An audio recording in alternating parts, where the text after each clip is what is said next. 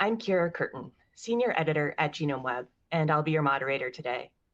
The title of today's webinar is Complete Diploid Isogenomic Human Reference Genomes for Epigenetic Precision, and is sponsored by Oxford Nanopore Technologies. Our speakers today are Simona Giunta, Professor Sapienza University of Rome, and Sayanika Mohanta, Strategic Marketing Manager Epigenetics at Oxford Nanopore Technologies. You may type in a question at any time during the webinar. You can do this through the Q&A panel, which appears on the right side of the webinar presentation. And if you look to the bottom tray of your window, there are a series of widgets to enhance your webinar experience. And with that, I'll turn it over to Sayanika. Sayanika? Hi, everybody. Thank you so much. As Kara mentioned, my name is Sayanika Mohanta, and I'm the Strategic Marketing Manager at Oxford Nanopore Technologies. And today I wanted to start off with a brief introduction to how Oxford Nanopore detects methylation in all CpG and non-CpG contexts. As you may be aware, methylation is a central mechanism in human biology. In DNA methylation, a methyl group is added to the cytosine base. This doesn't alter the base DNA sequence, but can have a big impact on how our genes work and how our cells function. It can influence gene regulation, cellular development, and genomic stability. But sometimes methylation can go haywire, and this has been linked to several diseases. Hypermethylation usually leads to gene silencing, which has been associated with certain types of cancer. On the flip side, there's hypomethylation, which can cause genes to be overexpressed. And this has been associated with certain autoimmune disorders as well as certain neurological conditions. In mammals, the most prevalent type of methylation is 5-methylcytosine, commonly referred to as 5-MC. This is a fundamental modification of DNA that plays a significant role in regulating genes within our genome. Now let's talk a little about CpG sites. CpG is essentially a short form for a cytosine base followed by a guanine base. CpG sites they tend to cluster together in regions called CpG islands, which are commonly found in gene regulatory areas. It's worth noting that the process of adding methyl groups like 5-MC to the CpG sites is intricately linked to gene silencing, essentially turning genes off. So in a nutshell, understanding this interplay between 5-MC and CpG sites helps us understand how our genes are regulated. And it's a crucial piece of the puzzle when we're trying to figure out mechanisms of various diseases and finding potential diagnostic markers. Now let's look at a few examples of irregular methylation DNA patterns. As I mentioned earlier, in cancer, hypermethylation of CpG islands and the promoters of tumor suppressor genes leads to increased 5-MC, causing gene silencing and uncontrolled cell growth. In neurological disorders, changes in 5-MC levels are noted in genes linked to neuronal function and survival. And this plays a key role in the development of neurodegenerative diseases. Similarly, variations in 5-MC levels in genes associated with vascular function and lipid metabolism have been linked to cardiovascular diseases. Thus, studying DNA methylation can offer valuable insights that could lead to potential diagnostic and therapeutic interventions. So with nanopore sequencing, the important thing to note is that the detection of both methylated and hydroxymethylated cytosines can be achieved without any library prep or additional sequencing runs. So you don't need any proxies such as bisulfite conversion or deep sequencing kinetics. You can get the methylation data over the whole genome or in targeted regions, and you can phase that data by using longer reads. The methylation data is available with pretty low coverage, and all of this can be enabled in the Minnow software by clicking this button as shown on this slide, and you can simultaneously detect 5-MC and 5-HMC during the run. So just to recap, as I mentioned, with nanopore sequencing, DNA and RNA methylation is detected concordantly, which means that as you're sequencing your native DNA and RNA strand, you are getting those natural base modifications at the same time. This doesn't require any additional library prep or runs, and all natural modifications in DNA, such as 5MC, 5HMC, and 6MA, as well as M6A and RNA, can be detected. Since Nanopore is technically read agnostic, it doesn't matter if your DNA is 20 base pairs or 20,000 base pairs. There's no issues with using complex or repetitive sequencing, and the methylation data can be phased. We do have options for flexible approaches, such as reduced representation methylation sequencing if you're trying to do targeted sequencing. And all of this data can be acquired real time, and it can be adapted or optimized during a run. Now I would like to hand it over to Dr. Simona Giunta from the Department of Biology and Biotechnology at the University of Rome. She will be talking about her research titled T2T Isogenomic Reference Human Genomes for Epigenetic Precision. Thank you, Sayonika. Thank you, everyone that has connected today to hear about a new approach in the epigenomic field to analyze multiomics data. So, as Sayonika mentioned, my name is Simona Giunta. I am head of the lab of genome evolution at the University of Rome in Italy. And today I'm going to present you a new work, also kind of changing our view of how we use the reference genome and what reference genome we can achieve right now. So as you know, in 2002, so more than 20 years ago, the first human reference genome was declared complete for all of the human genomic community. The reference genome that we have all used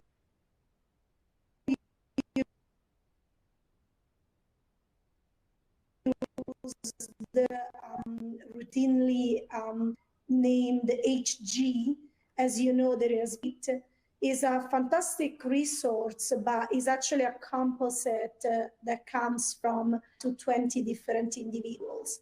And in spite of the curation to close the gaps, the very first version, we still know that there is about 5% of the genome that lacks annotation. If the audio sounds good, I'll refresh.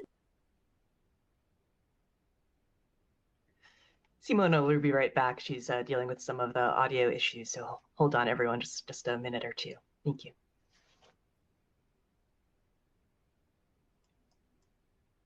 Okay. So more recently, can you hear me? Sounds good, I think. Thank you. So more recently, as has been mentioned, with the occurrence of long-read sequencing, we were able to actually fill in those remaining gaps of the genome, especially pertaining to long stretches of repetitive DNA that were hard to linearly annotate. And so this frame shift in the sequencing technology really culminated in achieving a first truly complete human reference genome, the CHM13, that was recently published. So the CHM13 is a complete reference of a haploid human genome. This is originated from a specific cell line that comes from a ectopic pregnancy where a enucleated oocyte was fertilized by a spermatocyte, and it started to differentiate, and obviously underwent demise due to the fact that the maternal genome was not present. So if actually is a pseudo-diploid genome in that it is the duplication of exclusively the paternal information. This is actually quite important because has helped to alleviate the issues with the phasing of the maternal and paternal haplotypes, as we heard of before, that can be done in the genomic and metagenomic information. So the next step, the more recent steps in terms of reference genomes, has been the effort of the Human Pangenome Reference Consortium that was very recently published as the first Human Pangenome draft. And so the pangenome offers, encapsulates higher genomic diversity and better represents different individuals and populations. However, incorporating all these different human haplotypes in a single accessible information can be difficult to navigate, and that's why there has been a lot of effort put into the pangenome graphs and other resources. And so far, the publicly available data are at context level and omit some of the more difficult regions to assemble, as I mentioned before, such as some of the repetitive DNA. So in 2024, what is our final destination with reference genomes? And so the concept of the personalized human reference genome has really been long talked about, but I feel that now is actually within reach, where we can have, instead of navigating a whole bunch of different haplotypes encapsulating the diversity, we can actually have reference genomes that we are interested on to be able to assess variations at the physiological and pathological level. So today I'm going to tell you about kind of a first approach to this. And I'm going to try to convince you why this is necessary and when is this necessary. So to answer this question, we actually need to address another question, which is what is the extent of sequence variation between individuals? So we are left with the long-standing notions that we are 99.9% identical. So that essentially means that one base of DNA every 1,000 bases is different between each other. But that might well be an underestimate if you consider that we haven't been able so far to compare the gaps that were present in the previous reference genomes.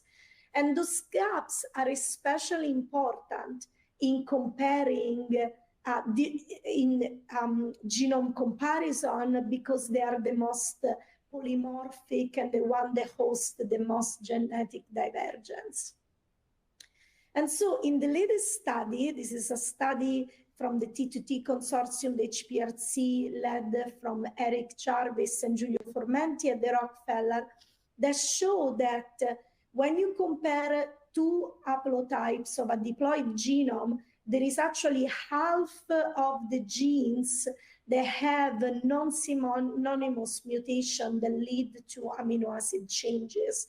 And also they say that the centromere region shows the highest diversity.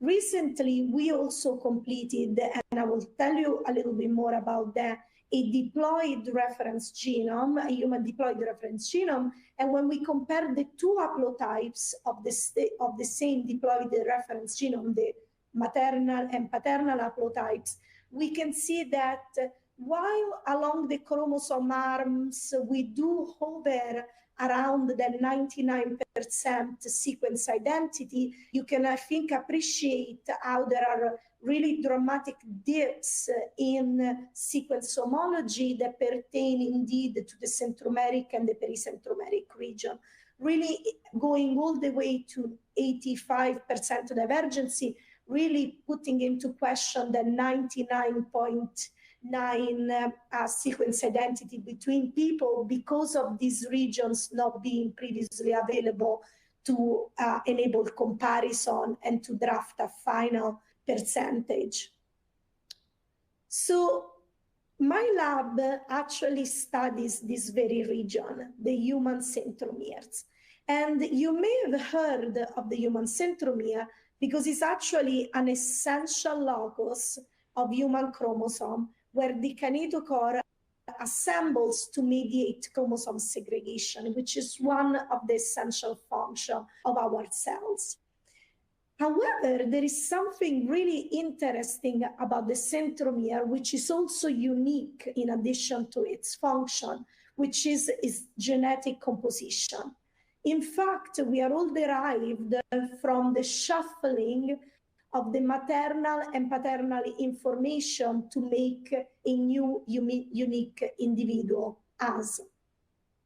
But the centromere is refractory to this meiotic recombination process and is largely inherited as intact blocks of haplotypes of ancestral origin. You can assimilate them to our last names that come from our mother and father, while our first name is unique. And so the centromere remain intact and hence remain different between the parental haplotypes. So we go back to the beginning, to the initial question, which reference genome and especially for what use?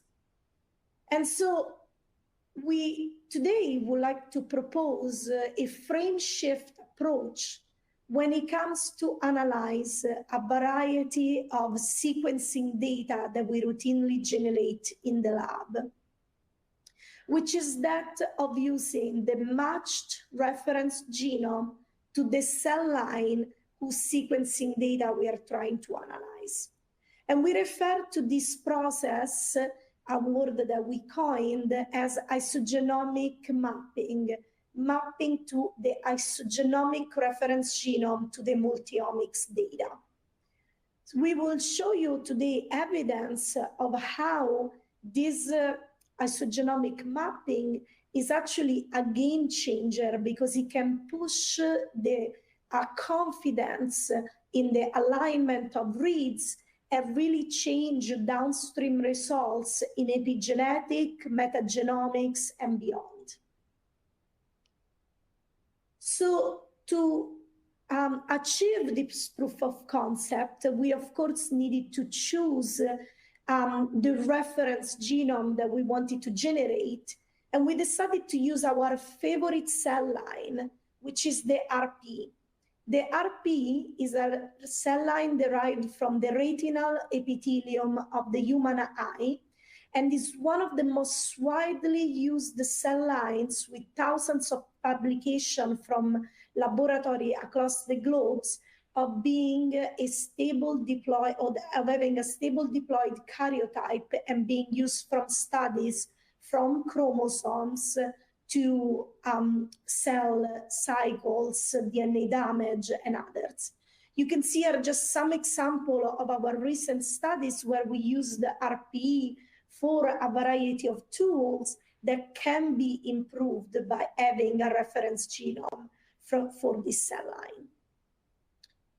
So this is what the final RP1 diploid human reference genome that we generate in our lab looks like. You can see that we have achieved complete chromosomes for almost all chromosomes are T2T, except for the acrocentrics, where we weren't able to fully phase the rDNA. But those actually remain present in our assembly, and we are still manually curating those gaps. So how were we able to achieve this genome and to face the haplotype, considering that this is a cell line? So we don't have the maternal and paternal information that are usually used for trio binding and for haplotypes. In this case, we took advantage of an approach that was actually perfected at the Rockefeller University, where I've been as a postdoc for 10 years before starting my lab in Italy, from the lab of Eric Jarvis, using IC maps, so contacts between the chromosomes that can guide the separation between the haplotypes all along the chromosome maps. So once we did this, we can now we have now curated our reference genome. But I thought it could be interesting for this audience also to understand what does it take in 2024 for a single lab, and I put in Italy just to say that we are a small to medium-sized lab, to complete a new human reference genome and curate it to completion, as you will see. So we actually developed the infrastructure to be entirely in our lab, but you will see some strategic partnership that I will highlight in just the next few slides. However, I can say that has been really a wonderful approach for us to be able to curate and perfect, going from the generation of the cell culture that needs to be done a certain way to really start the process with the right foot to achieve the best sequencing data that we can, and then perfect the assembly. And finally, we also developed some of our own validation cell lines, especially pertaining to the more difficult part, like the repetitive regions of the genomes. So the first and most important steps is to have a stringent production pipeline that enables to produce sequencing data of extremely high quality. So we relied heavily on the ultra-long reads of Nanopore because they are our anchors through those more difficult to assemble regions. And we also use PacBio reads and, in certain cases, Illumina reads for some of the polishing. So you can see here that we spend a long time to optimize the length of our reads, especially for Nanopore, that can accommodate extremely rapid peaks that go over 1 megabase in size. And in some of the really recent run with our own PromethION, we could actually obtain a peak average of 160 KB and a long tail of reads that exceed 1.5 megabase. And as I said, this is extremely important for us to have a nice read depth, even of those ultra long reads, because they can really be important when we go back to manually curate some of those difficult to align regions. The other thing that was essential is to have a team that is committed to the cause. And I really here want to highlight the heroic effort of the genomics subgroup in my lab that's taken on this project for the past 2 years and has really worked relentlessly. And mainly, I want to highlight Emilia Volpe, which brought to the lab not only really a great drive on pushing the boundaries of ultra-long read sequencing, but also a key partnership with Dante Labs that was the provider of the hi-fi reads that I mentioned before. So it was really quite a cosmic alignment. What does the timeline to produce a complete human reference diploid fully phased genome looks like?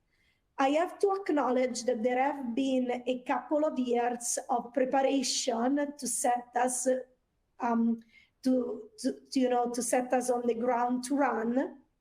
But after this initial optimization of protocols, we were able to start our process in end 2022, beginning 2023. And that's when something happened with Nanopore, which is a change in chemistry that dramatically pushed the base accuracy from a QV10 to a QV15 to over a QV20. And so what we decided to do in that specific time frame was to discard all our previous sequencing data that we had generated and restart beginning 2023 only using exclusively the new chemistry that's available to everyone. And so what the timeline actually looks like with this restart of the clock that we had for January 2023 is generating the sequences and performing some of the first assembly. We tried different assemblers, IFIASOM, Verco, but also other that were extremely computationally intensive. So sometimes the choice, for instance, for using Verco isn't only based on performance of the assembler, but also that can the tool run, and also the computational resources that we had available at the time. And then we performed IC, and we were finally able to curate and phase the two haplotypes, and we put the first version of the manuscript on bioRxiv in October 2023, and the second and final version on December 2023. And the genome is now available in early access, so please do reach out if you want to use it. But it's also going to be publicly available, we hope, in the next couple of months as we finish those final few gaps that I mentioned before. And so again, I have to acknowledge some of the service providers for some of the sequencing data, and the Rockefeller University, where Emilia visited to really learn the manual dual curation based on the IC map that was instrumental for phasing the two haplotypes. So what does the genome looks like, and how does it compare to other reference genomes? You can see here chromosome length. We have a variety of other tools that we run on this genome to show its quality, including our own pipelines that are specific with assessing the quality of the assembly for centromeres and other repetitive loci. And you can see that we are on point with the amount of DNA that you would expect for a diploid genome, and our base accuracy actually exceeds the QV60 and this QV64 for one of the haplotypes. And as we are curating with the Illumina reads, we are hoping to further increase that. So we recently used the Verco 2.0, which is interesting because it immediately flagged one of the peculiarities of this cell line, which is a marker chromosome that is stably present in all of the cell of the RP cells, which is a fusion between a region of chromosome 10 and a microdeleted chromosome X. So this is the information that we had from karyotypes. You can see here the chromosome X fused with chromosome 10 and an intact pair of chromosome 10, which means that this region is duplicated, and is the reason why you can see here that there is a triplex structure that has been particularly difficult to navigate, to resolve, to navigate through the nodes and edges to resolve the two haplotypes. But we did this, and we can say that we've now laid out a pipeline, a multi-step pipeline, to be able to curate such breakpoints of major structural rearrangements like this, where our final diploid reference genome actually represents in the sequence this peculiarity with this specific derivative chromosome with the translocation, the microdeletion, and the breakpoint. So the reads from RP can successfully align to this region, something that they wouldn't be able to do to any other reference genome because it doesn't contain these rearrangements. And so we go back to the initial question. How much is genomic variation? And can we address that question now that we don't have any more black boxes and we have obtained a linear sequence even across these difficult to assemble regions like the centromere? You can see here a genome-to-genome comparison of haplotype 1 and haplotype 2. And using Siri, you can see we can flag a whole host of variation, including inversion, translocation, duplication between the two haplotypes. And you can see that these lines are often drawn right in the region corresponding to centromeric and pericentromeric loci. Again, highlighting that we weren't looking at some of the regions that actually host the majority of variation between human haplotypes. So you can see that these centromeres aren't actually only different because of rearrangements, they're actually different in sequence, in structure, but especially in size. So you can see here different sizes for the centromere between chromosome and across haplotypes. We made sure that the centromeres were assembled correctly with our own tools. And I actually want to show you, I drew this line at 5 megabases, which is the longest reported centromere for CHM13. And you can see here that we have several chromosomes that harbor in one or both haplotypes centromeres that are longer than 5 megabases, with the longest one being over 7 megabases. So now we can use this genome and we can perform what I described before.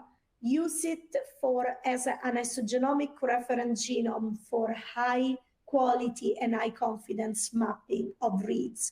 So you can imagine a whole host of multiomic sequencing data, but for the purpose of this talk, I'm especially gonna focus on genomes, so reads alignment, and also epigenetic alignments, and touch briefly on methylation. So you can see here that using the isogenomic reference, you now have haplotype resolved diploid genome that actually fully encapsulate the variation between the haplotypes, including any rearrangements that may be specific to that specific cell type or cell line, and the difference between the more varied and polymorphic loci. You can now align reads that have extremely low level of alternative secondary alignment and mismatches in the alignment of the reads. And you can push the level of the precision in the mapping of these reads in specific loci, but especially you can give the reads a chance to choose which is the haplotype that more faithfully map to and where they truly belong. Because you can imagine that if I'm generating sequencing reads from a diploid cell line and align them to an haploid reference genome, you will get this merge of both reads coming from both haplotype all against one reference, and you will not get a phased haplotype resolved epigenetic landscape. So First is how do these reads alignment look like and how much do they improve and where they improve. You can see here some example of NUC-FRAC aligning hi-fi reads either isogenomically, RP reads to RP reference genome, or as customary to the reference genome available, in this case to CHM13. And you can see that even though CHM13 is a truly complete human reference genome,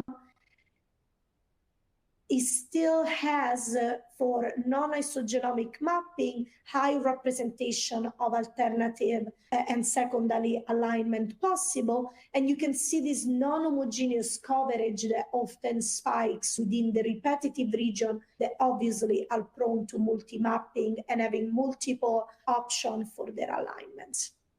So I just want to show you what the data more broadly look like beyond the specific locus. And you can see that the quality of mapping for each reads really improves in RPE in the high divergent region, but it also improves in decreasing the level of mismatches genome-wide. So this is a genome-wide calculation of the NM value. So the edit distance between the reference genome and the read sequence. And you can see that the isogenomic reference genome better supports alignment with lower edit distance because of lower level of mismatches than another reference genome. So where was it important for us to push this epigenetic precision? And we focused on one of our favorite genomic loci, which is the one that harbor the formation of the kinetochore. So this locus is part of the centromere. So you can see that the centromere is very big, as I said, mega base size repetitive region of DNA. But there is a subset of this long stretch of repetitive DNA where the kinetochore precisely binds. So can we now push the epigenetic precision to narrow down the site of the kinetochore, haplotype resolved at base pair resolution? And spoiler alert, the answer is yes. You can see here that the reads aligned to CHM13 are scattered through the centromere, alpha satellite repeats. In the HG38, where some of these regions haven't been fully curated yet, you can see that there is barely any mapping. And even when you pick a diploid reference, there is still some scatterings of peaks because you don't have the same sequence due to the variation that we mentioned before between different cell lines and different individuals. But lo and behold, when you use the RP, you get a single spot along the centromere, which defines the region of high density enrichment in SEMPE. And that is the region of the kinetochore site. I'm going to show you evidence of that. So you can see this is your standard enrichment of a histone. In this case is the histone variant SEMPE, which, as I said, it should be specifically enriched at the kinetochore. But you can see that when you map with your standard filter parameter for low mapping of reads, you find a whole kind of spread out epigenetic landscape. However, because we are confident in our isogenomic mapping, we can now push the level of confidence and increase the filtering. And you will see that now this peak and the enrichment becomes much more narrow. We are here a map QV20 over QV20. And you can see that we can either discern two kinetochore sites, which could be a bona fide adjacent kinetochore that create a kind of a higher order structure that brings them together, or a single kinetochore site. Why are we confident this is the kinetochore? Is because it overlaps with this methylation dip. So as Sionika mentioned before, with Nanopore read, you can immediately call the methylation along the reads, and you can face it in our genome. So our RP diploid genome is actually fully annotated for the methylation in a phased way. And now we know that this methylation dip that is been shown by the T2T consortium is what marks the site of the kinetochore. But now that we can push epigenetic precision to a higher level of confidence, you can see that we can further narrow down which is the precise high density cluster of SMPA nucleosome within the centromere dip region. So we can now resolve this site at really a base solution.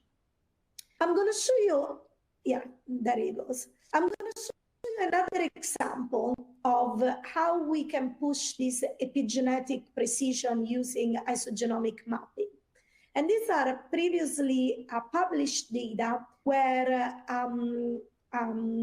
sequencing reads pertaining to end-seq, so double-strand breaks, were isolated from RP cells and then mapped to CHM13.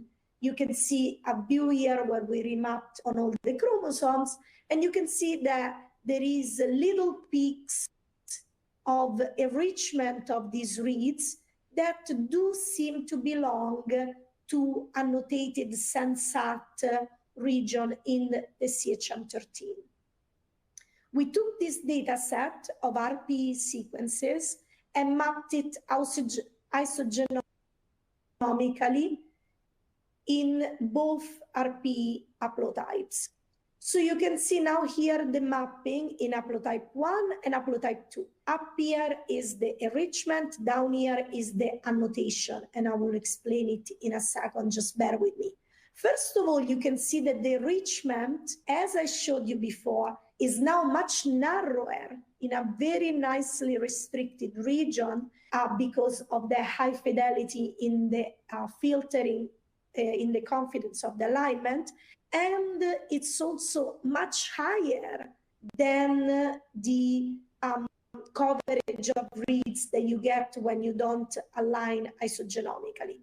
We can flag several peaks, and we can flag some haplotype-specific peaks that are present in one haplotype, but not in the other. And you can see that they did some experiments, the people that generated this data set that was recently published, and you can see that you can now really successfully compare your control siRNA with the depletion of your protein of interest, and you can better assess the changes when the sequencing read were mapped isogenomically. You can better assess the changes between haplotype and between conditions. Because of the way that the RP diploid genome was annotated, we can now zoom in to see where is this pileup of reads aligning to.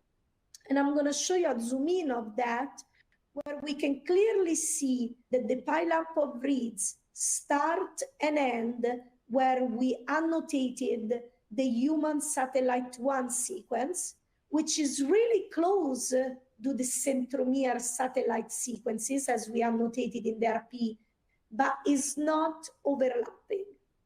So we've now been able to achieve really high fidelity mapping and to narrow down the precise repetitive families to which these reads map to, which is satellite 1 and not the centromere overall. Just to show you the level of precisions that you can achieve in calling the exact enrichment and the exact genomic locus of the human genome.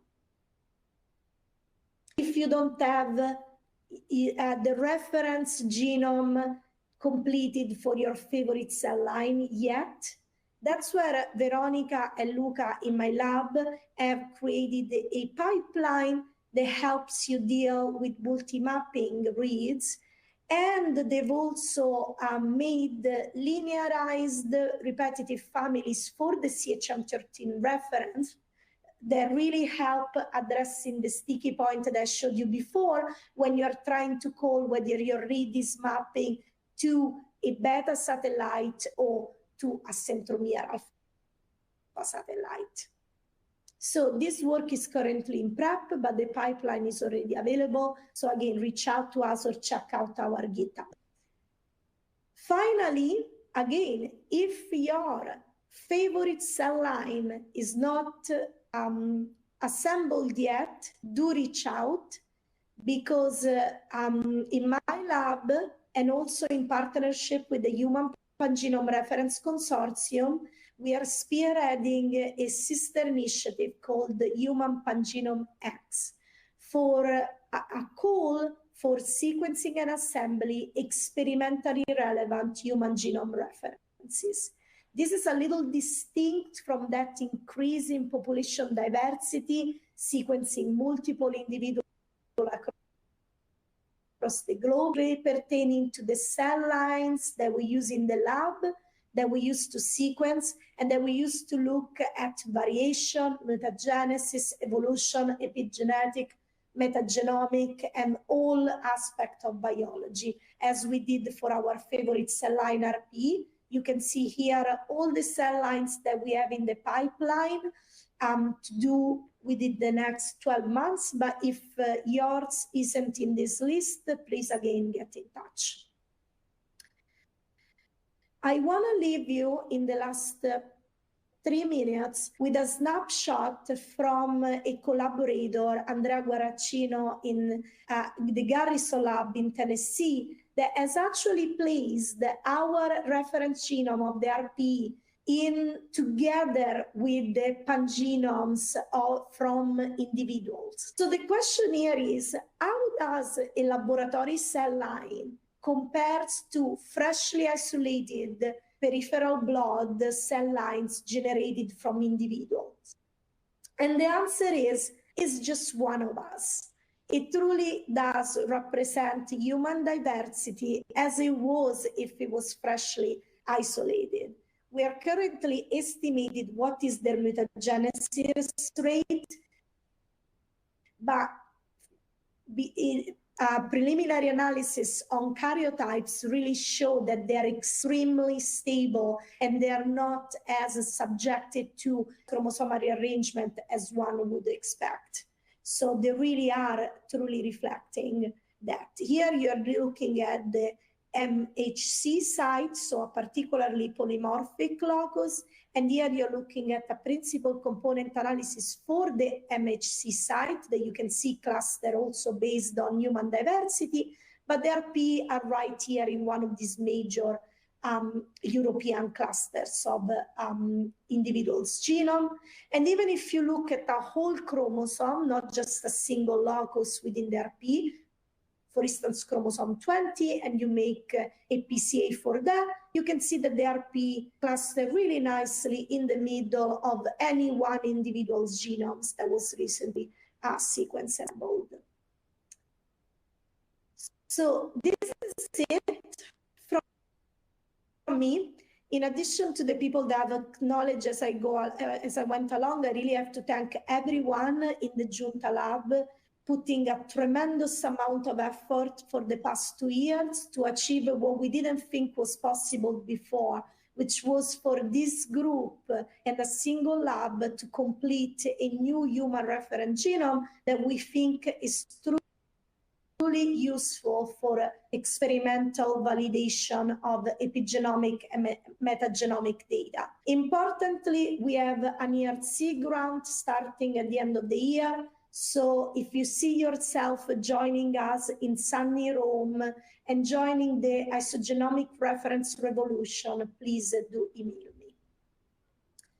And last but not least, I need to acknowledge strategic collaborators in these projects, key fundings, and also I thank you all for the attention, and I pass it back to Chiara for the Q&A session. Thank you so much.